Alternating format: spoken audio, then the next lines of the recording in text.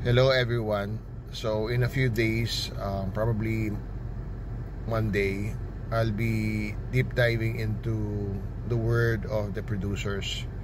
So that's the smallholder farmers, their farmer cooperatives, their local NGOs.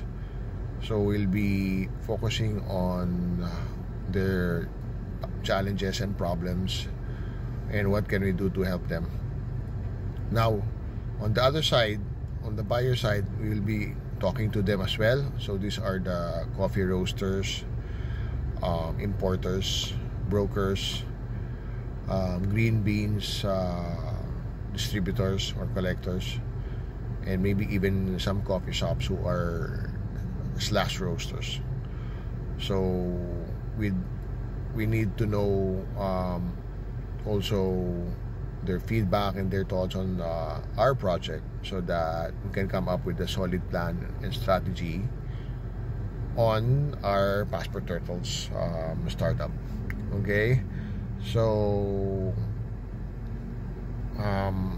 we'll be discussing this across different channels, and some in long format, some in short format, and we need your participation on this because we're solving the global coffee crisis in some way, and we're helping the 70 plus coffee producing countries around the world.